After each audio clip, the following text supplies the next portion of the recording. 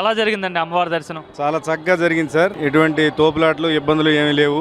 చాలా చక్కగా అమ్మవారి దర్శనం కూడా ఒక 30 సెకండ్ల పాటు మాకు చూపించడం, దర్శనం చేసుకోవడానికి అవకాశం కల్పించడం జరిగింది.